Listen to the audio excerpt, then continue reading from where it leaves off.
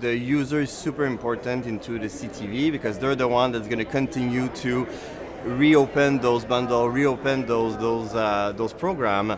So I think it's really testing with the bundle, with the advertiser, what makes a good advertisement.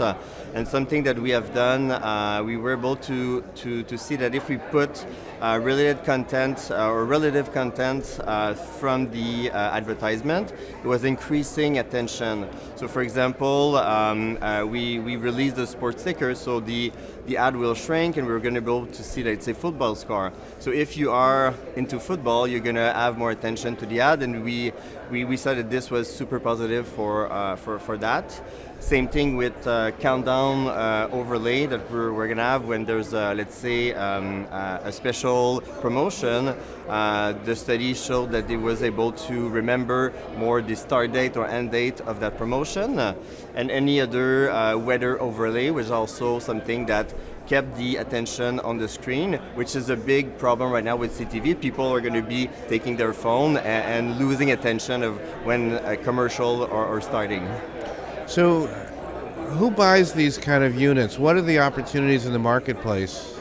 Right now it's national brands, so we're seeing like a lot in the US, in Canada, and UK, so they're going to buy, let's say, for their own, let's say, store promotion and stuff like that. We also have a lot with the car industry, so a mix of retail, car are the biggest channel that we see right now with CTV, and the food industry as well, so all the local, let's say, food, fast food or other restaurants that would be having a global footprint.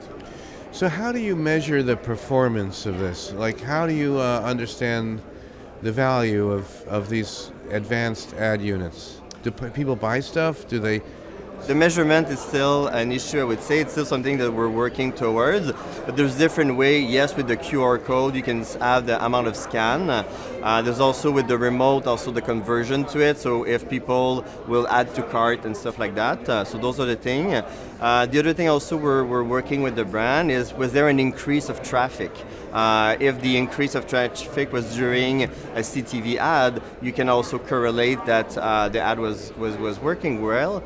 And also we can use other third party like T-Vision that can do studies from their panel and be able to have that engagement from the ad. So we have a mix of this internal and external studies to kind of see, to measure the attention of the CTV advertisement.